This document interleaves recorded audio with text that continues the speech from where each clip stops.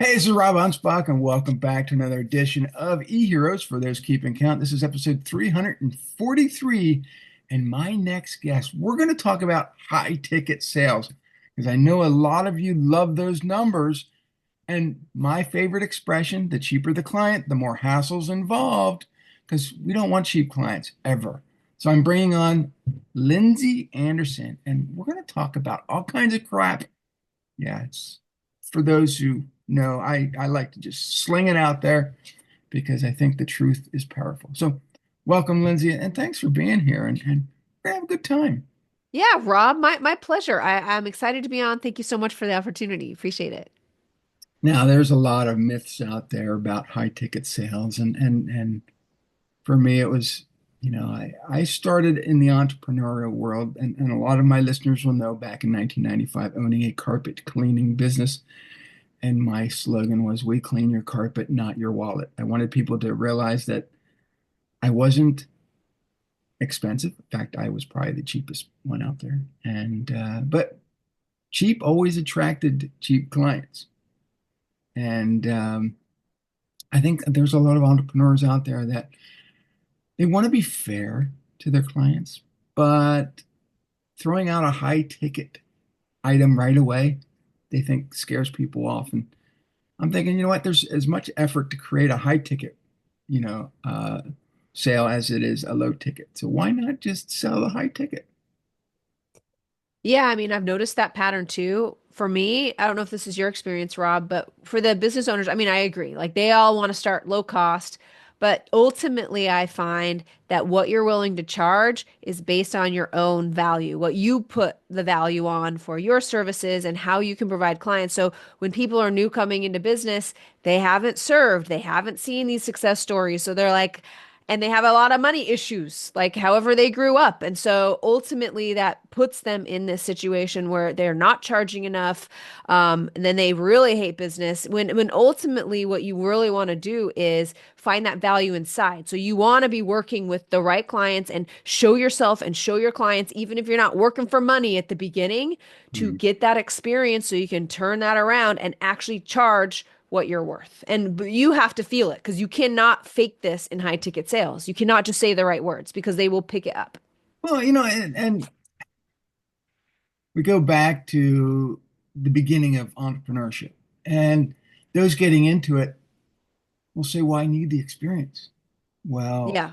the thing is that your customer doesn't know that you're green unless you tell them. That's So right. if you come right out of the ballpark and you're a brand new business and you're charging X amount of dollars, does the customer really know that you're new in business? No, but I have found it's very hard for a lot of entrepreneurs to pull that off because ultimately they're going to show up smaller than if they had that kind of track record.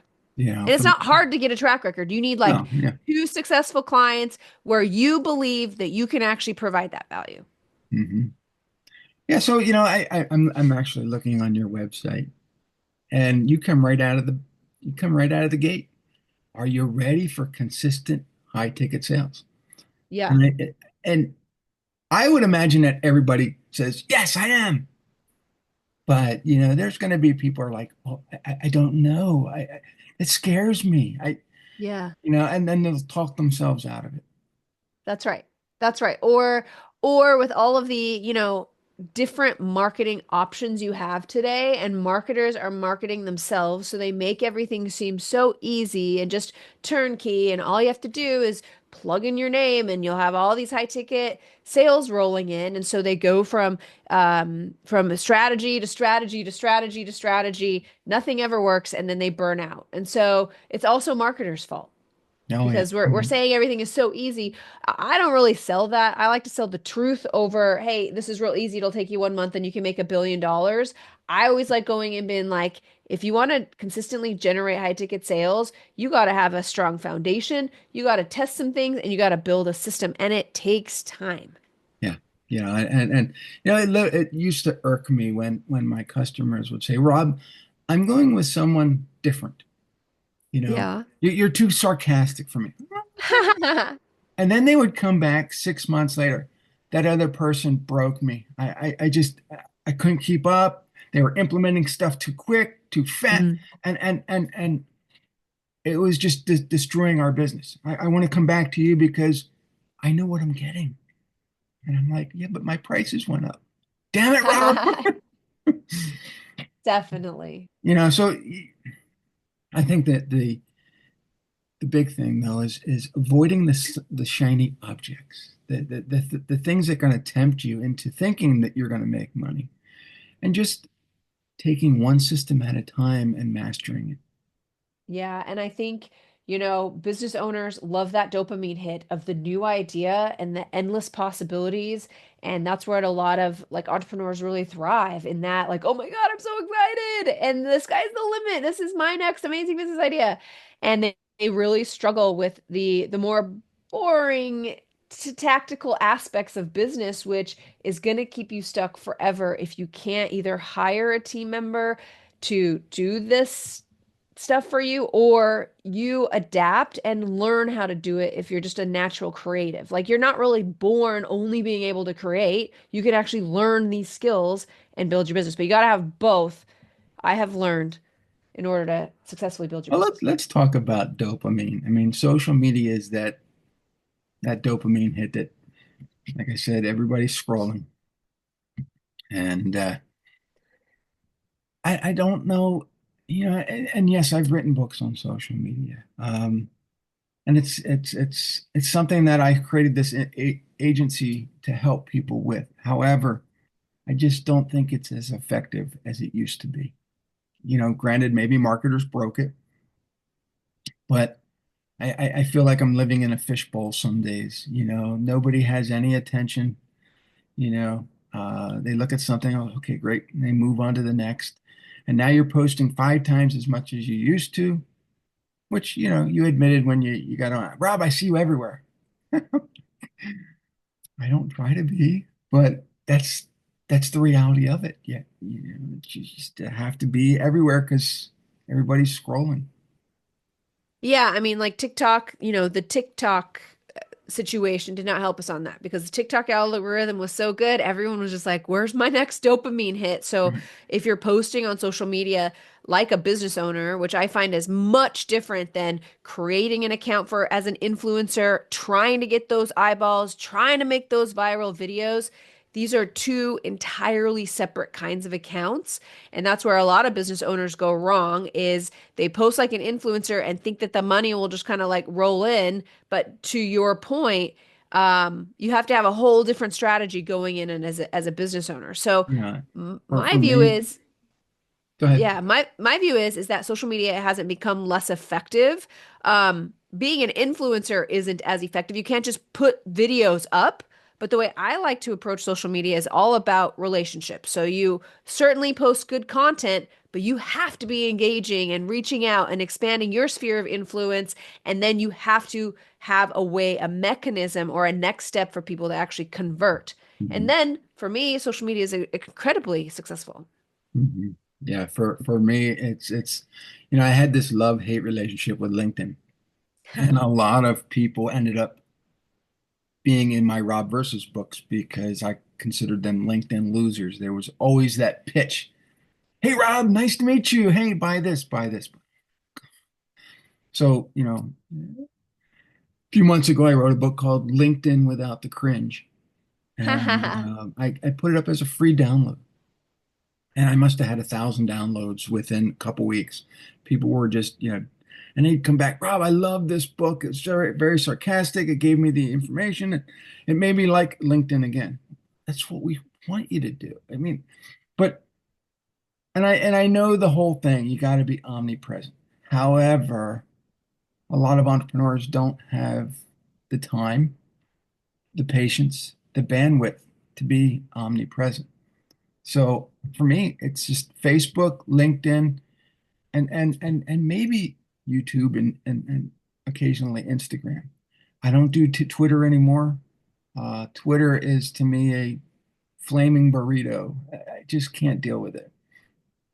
And I know that there's love people. A lot of people love Twitter or X as it's called now. And they hate Facebook. To me, whatever resonates better with you, use it. Agree. Yeah, I mean, back to the business owner influencer differentiation on social. That's another place business owners really run into problems is they have this influencer mindset, so they think they have to be on every platform because that's what influencers do. But ultimately, where I have found business owners have the most success is you pick one platform where your clients are, you create content for that platform, and you're engaging and reaching out and DMing and commenting and building a community on one platform because to your point, you do not have time to do that on all of the platforms. So you end up not doing it on any, and then you think social media sucks. So how did you get started?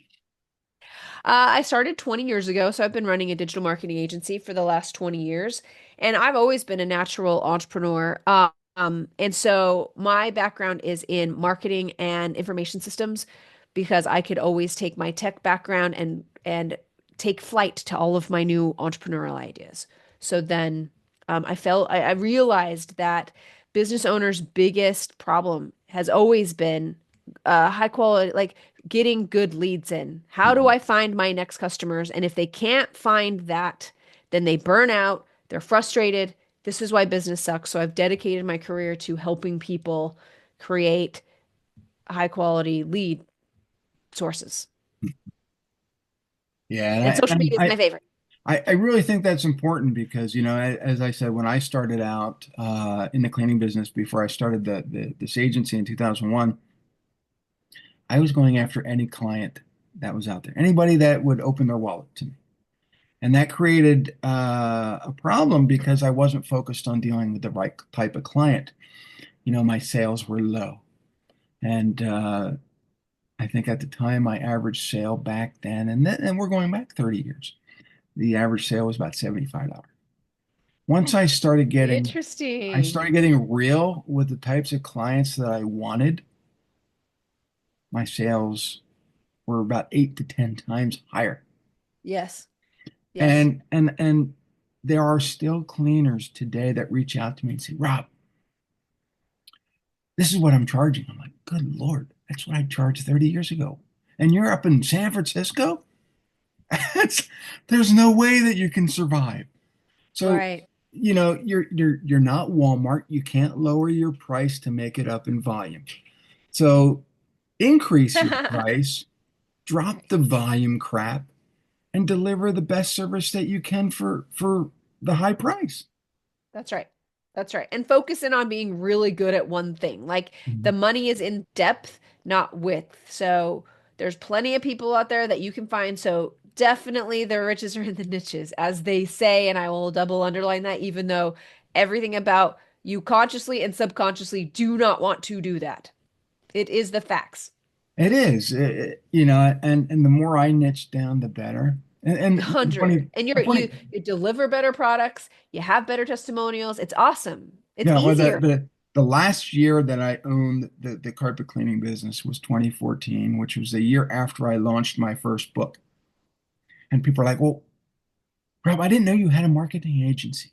Yeah, I had that for a while. Nobody knew about it because I didn't really tell anybody. Everybody knew me in my local town as this carpet cleaner that just wrote a book on social media. And Interesting. I'm like, what? I don't understand. But that book launched a whole new division for my consulting business that has now taken us, sky's the limit. And so to me, it was that thing that gave me authority. And I think that in every business out there, you have to have that piece that showcases your authority, your credibility in the marketplace, what it is that you do that's better than everybody else. Agree. You definitely And need to have I your noticed that, you too have a book, which is incredible. Yeah, I mean that's why you podcast. I actually have a couple best-selling books. Same thing. And it speaks back to what you mentioned earlier, which is people don't have the attention. They're not going to seek you out and see what it is. You have to, as a good marketer, position that up in front of them so that they know and automatically you have authority. So, as you mentioned, I was on Netflix. Do I put Netflix everywhere? Do I mention it? Yes, because hooking my authority to that. Suddenly, I don't need a much attention beyond I was on Netflix. Yeah. Then I have your attention and I can actually tell you what I do. Yeah. I mean, that's amazing that you're on Netflix. And how did that even happen? Social media there, Rob. So they called. Yeah. I don't know what You that is. Most people are watching. That's the other thing about business owners is like if you're chasing vanity metrics, like as a business owner, you don't know who's watching. Most people who do business with you aren't going to be the ones that are commenting. No, And so no. you have to wrap your brain around that. So Netflix reached out one day. They said, "We saw you on social. We have a reality show you'd be perfect for. Do you have a passport? Can you leave in 3 weeks?" And I was like, and they're like, "It's like Big Brother." And I was like, "Let's do this." Yeah. Yeah. And sometimes you just have to say yes to the opportunity. 100. Who's going to Yeah. turn that down? I mean, my husband probably would, but he is the total opposite of me. But people who are like out there and entrepreneurs, like, yeah, it was like for sure. Yeah, this year I've been saying yes to a lot of opportunities. In January, a gentleman who I helped with his book a few years ago reached out and he said, "Look, I just created a film production company. You want to be involved?" I said, "What do you want me to do?" He Love says, "I that. want you to be head of marketing and publishing." You bet. Yeah, I'm like, I haven't gotten paid yet. However, there's big investors that are looking, and once that happens, again, sky's the limit. You don't know until you say yes. that's right. But yeah, this podcast has been going on since 2018. Before that, I had another podcast, and you know, you learn things. And That's I devoted this podcast not to make money. It was always to educate the listener or the next generation of entrepreneurs. And people were like, "Rob, you should monetize." I said, "You know what?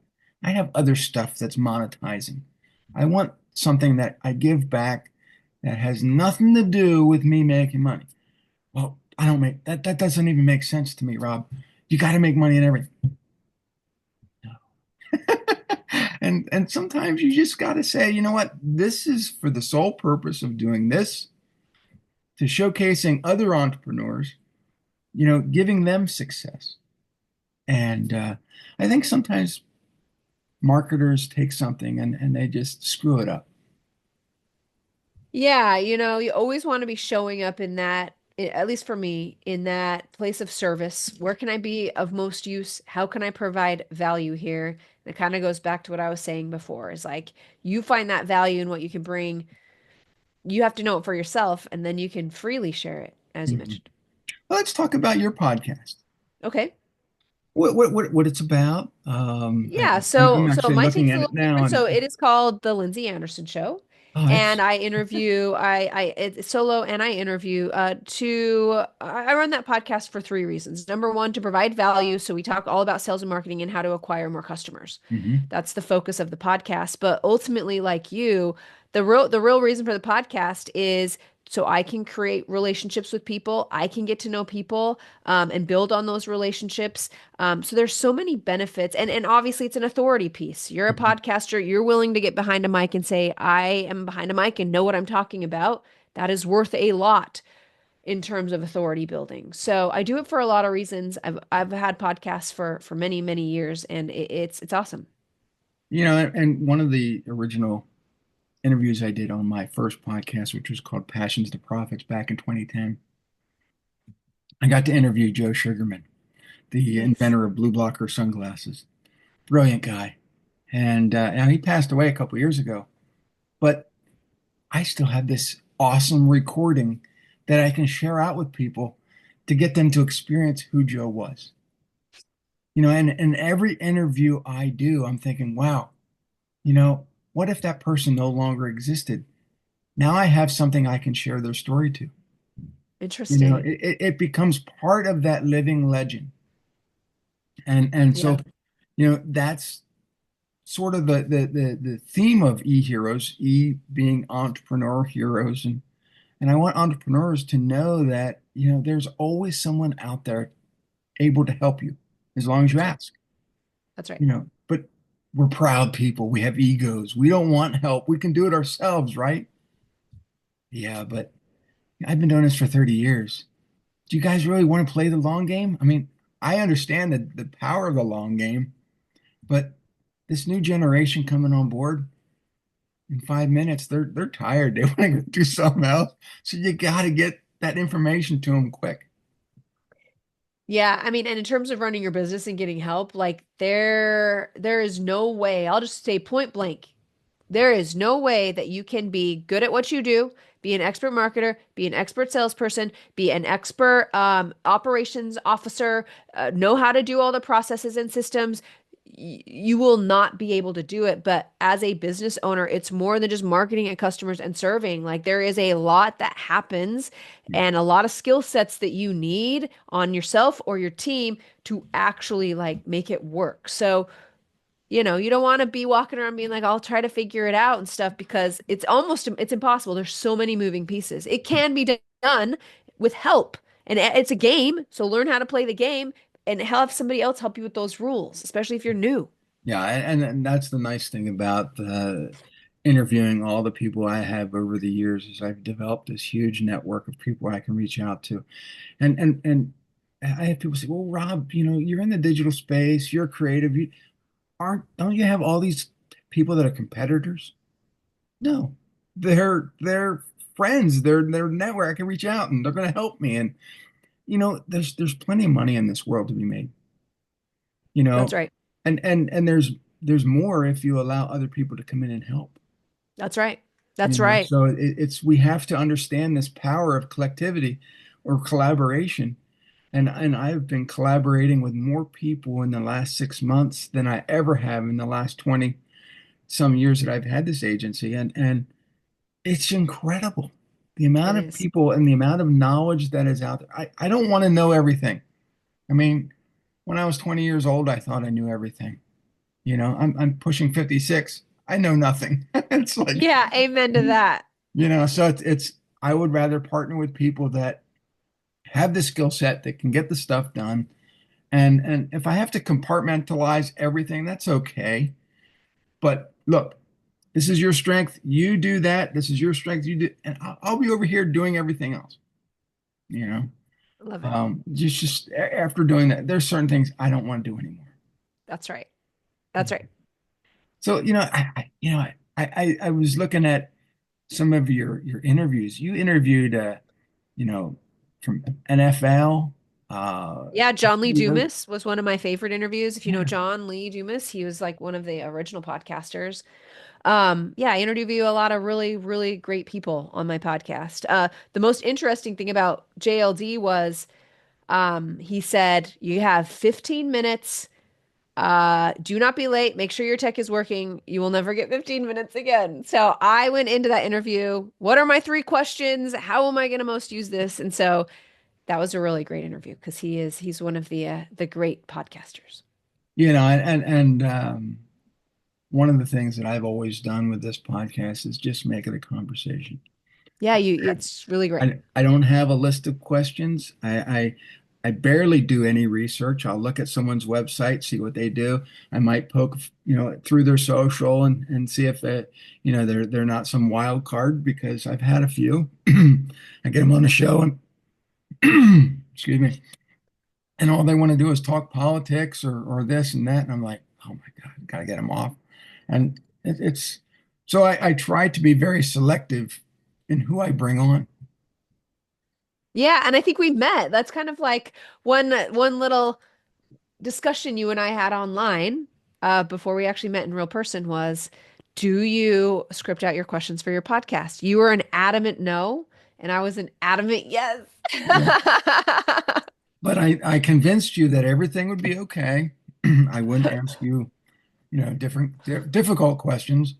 I'm in for difficult. I'm in for it all. I loved that we were able to kind of it's so interesting how people approach it. Yeah, and I don't know why I'm losing my voice. I was, You were fine till now.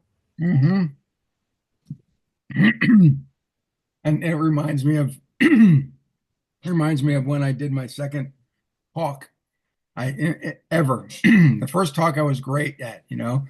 And I'm in my local I was in a local real estate office sharing people, teaching people all about social media. And then the very next day, I flew out to Vegas to teach Carpet cleaners, the same thing. And I lost my voice. Oh, interesting. But what the hell? But you never know. And but the thing is every podcast I've ever been on, whether it be mine or someone else's, there's always a flub. And so I think it's how we overcome that because there's a lot of people that, especially entrepreneurs, they're perfectionists. And That's so if right. it's not done right, if it's not done on their terms, they freeze up. They don't know what else to do. If it's not scripted, they don't know how to take it to the next step. I've had so many mistakes in my speeches, in my podcasts, and I just learned to go with it. Got to do it. And Yeah. you just got to take action. If you I think that perfectionism is their in a lot of cases is their subconscious just keeping them safe. It's like Mhm. this is a perfect reason for me to not put myself out there when in reality you got to put it out there to get enough data to see what is working or what doesn't work or do the reps, you do action over anything, Yeah. Oh, right? and I think one of the reasons, and I've shared this story before, but I was at a an event where I had to speak, and they asked me to submit my slides. So I emailed my slides, and this is 2012. Email my slides. The next day, I show up to the event, and they're like, "Where's your slides? Sent them to you. Didn't you get them?" No. At that point, I had 10 minutes to go into full panic mode or decide that I was still going to do this. And I said, well, screw it. I don't have my slides. Let's see what I can do without them. And I actually won an award for my presentation without my slides. There you go. And that was what convinced me not to have scripts or slides or anything else after that. And so sometimes that one opportunity is all you're given. What are you going to do with it? Got to do it. Yeah. I love that. So what I know that you've been featured on a lot of different things. You mentioned Face or Netflix, and but you've been mentioned on other places. So how are you getting the publicity, or is it just people reaching out and say, "Hey, I want you to be part of what we're doing"? It's a two-pronged approach. So it's about momentum for us. So I always go into everything in business I have found with a plan. So if I need more visibility, then who do I need visibility with? And then I engage in a plan to get partnered with them, like and to I use social media a lot to develop those relationships, to get involved there and to have and nurture those sort of relationships. So but once you get to a certain momentum, then it like starts coming in on its own. But it's like most people won't give it those 6 months with a dedicated plan where they're consistently like doing the thing and they actually have a plan for things to come to fruition. They give up too soon. They hate like there's no dopamine there. It's super boring. So certainly for, too long in my early business, I did that and realized it was not working. So I taught myself that this is the way that you do it. And it pays off in terms of where I have now been featured, how I've been able to utilize that sort of visibility for my business. Wow, and I've done that too. And the moment I won that award, I stretched those press releases out for probably 2 years. Got to. Yeah. And that did help. But it was that award plus the I received an invitation to go out and attend an Infusionsoft conference in Scottsdale, Arizona. It was 2013. I came back, came up and while on the airplane, conceptualized my first book. And had I not been on that plane, had I not won that award, had I not, I may have not wrote that book right away. you know. Yep. So there's a lot of things that happened, but after I wrote that book, then I had another thing that I could send press release out to. I could keep doing that. Um, and I thought, okay, one book, and then I wrote another book, and then another book, and then people started taking notice. That's Hey, right. Rob, help me with my book. And so now 60 books later, they're like, wow, okay. But here's the funny thing is people will buy your first book, they'll buy your second book, they might even buy your third book. after 60 books, they're like, good Lord, Rob, slow down. I haven't even gotten a chance to read number four yet. So, Interesting. Yeah. it's yeah, after a while they just think you're showing off. So it's So the you've written 60 books personally. no, I've Oh, I've written you've been probably part half of. Yeah, of I've probably written about 25, 26 of them. I've produced books for other people. But yeah, without writing that first book, I would never had the opportunity to do the other one. I love that. So it's but lawyers and doctors reach out to me and they'll say, hey, Rob, we want a book. Okay, this is what we can do. And they never ask me if I have a degree in marketing. Because they just know that I had this agency. I could do everything. I'm like, Yep. "Oh, Your experience yeah, precedes you. yeah." So it's I think maybe people that went to college, they have a degree that helps. But for me, it was never something that was in the cards. I didn't like college. I dropped out, and but it took me years of in and out of jobs before I even created my first business. And then I had to discover marketing, which then led to other things. And creating this agency 20 some years ago was the best thing I could ever do. I love that. I love that. So there's everybody has a story, and I think that if everybody took their origin story, what made them who they are, and wrote a book, their authority would skyrocket. But nothing does authority like a book. That is Huh. for certain. I Yeah. agree. Could not agree more, Rob. But I think everybody has a problem trying to discover what their origin story was. Yeah, What made them who they are, what made them start an agency, or even become an entrepreneur. And now they're having trouble, taking who they are and transforming it into a message that resonates across social media. agreed. So we've been all over the place, and which is great because I think that's a typical entrepreneur. We're all ADD. But what are some of the things that you do to stay consistent? Well, I'm sure there's been many listeners on your podcast that have read Atomic Habits. So I really, my whole life, I'm kind of lazy, okay? So I don't like to think. So I try to outline my day to do the least amount of thinking and decision making as possible. So I look at my goals, whether it be my health goals, my business goals, and I work backwards. So then I can get up in the morning and I can just like robot mode this on the days that I don't feel like it, and I know my workouts at 6:30. I'm not asking if I should go. I'm not trying to make a decision on what that workout is because I know that the more decisions that I make, the less likely I'll actually like follow through with anything. So my day is full of what is next, and I know that if I do these things every day, then I will have the outcomes I want, whether that be in health, wealth, or relationships. And I just kind of it seems overly scheduled, but for me, there's a lot of freedom in that because it's just habits. I just wake up and I know that's what I do. Like today, I wasn't feeling that well, but I still did my morning routine and I still did my workout because, like, that's just what I do. Yeah, and I think that a lot of people forget that you know, I I don't exercise as much as I should, and I'm starting to feel it. But I still get up, still make my bed, and my office is in my home, so I mean the commute is horrible. Yeah. But I log on, I do what I need to get done, and people say, "Well, Rob, how can you crank out all this content?" I have a system. I hyper focus in the morning, I get it done, and then go off and do other stuff. Yeah, it's freedom. I don't stare in front of the computer. But one thing that I did notice that I really want to give you kudos about is that you put pictures of your team on your website. It's what I do as well.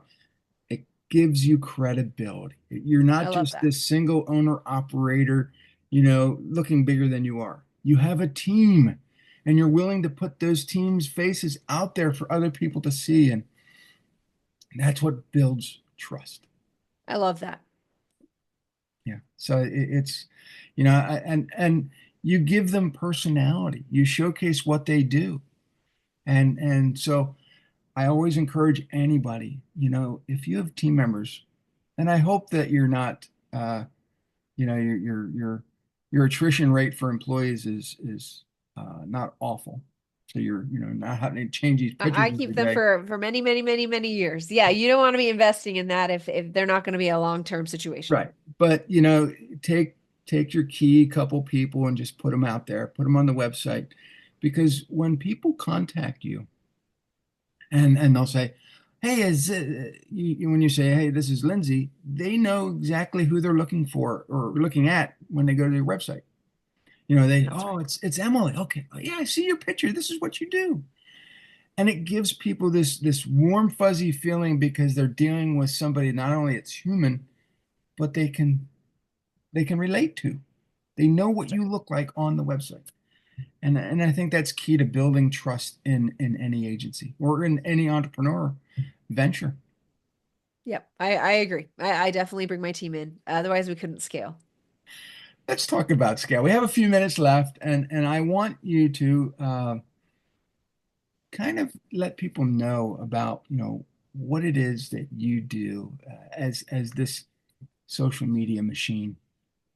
Yeah, so I primarily serve business owners who are service-based business professionals. So they are coaches, consultants, experts, speakers, lawyers, insurance agents, real estate agents, anybody who really relies on those relationships to get high ticket sales. And so what we're best at is a system to where we actually interview our clients for an hour a month. And then we take that interview, and because the interview is so prescriptive, I know exactly what to ask them to get them to say the right things. I will take that hour recording and create 30 days of high converting content and post it for them on social media. Now, um, we don't just post content.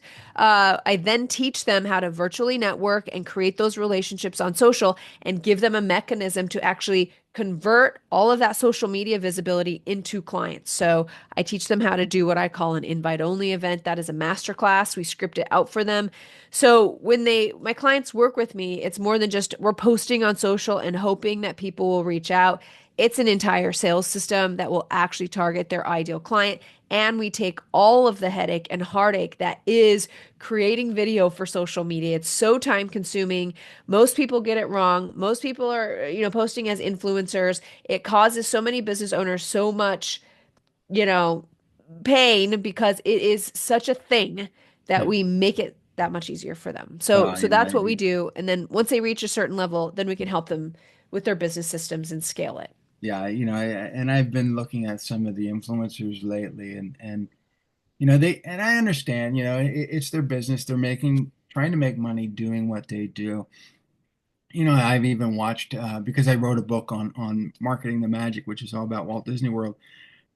Disney has their own influencers that go out and tell people all about the park. When these influencers say the wrong thing, it can really hurt your business.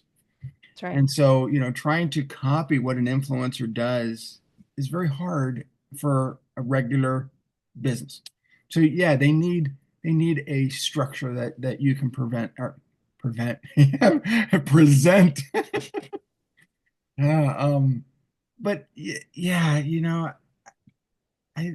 I try not to get involved with influencers. I know that there's a lot of people that like to do it, but sometimes it's a crapshoot, and I'd rather have everything planned out. I love it. Agreed. So it's so how do they find you? Where do they go? So you can find me at lindsaya.com. So lindsey.com. And if you head over to lindsaya.com/workshop, I give a live workshop on how to generate more high quality sales with social. If you want to know more about my 4-step system, Four-step system. You just keep it simple. I keep it simple. You keep it simple. So there you go, everybody. Lessons from Lindsay. And I want you to go over there and learn from her. I can only serve so many people. And if you really want scripted, structured a plan that takes you from 0 to 60 and very fast, go to Lindsay. You want sarcasm, all the stuff that I give. And Fine. a book, an Yeah, amazing book. but, Yeah. you know, we used to do everything. We used to do websites, social, publishing, everything, and it's gotten to the point where I just enjoy just writing people's books, producing their books, and this year, like I said, we've been invited to be partners, with a film company, which that to me is the ultimate. Huge Yeah, congratulations. it's Yeah. great. So we'll see where that goes. But I think with every entrepreneur out there, you're going to go through evolution. You're going to see what works for you, what doesn't work for you. Is what you're doing right now where you want to be? For me, the evolution went from being an owner of a carpet cleaning business to being a coach, consultant, marketer to now in the publishing field. And so you never know where life's going to take you. I love it. Agreed. Anyway, go over to, you say, lindsaya.com and discover everything there is to know about Lindsay. And we'll see you guys on the next episode. Adios.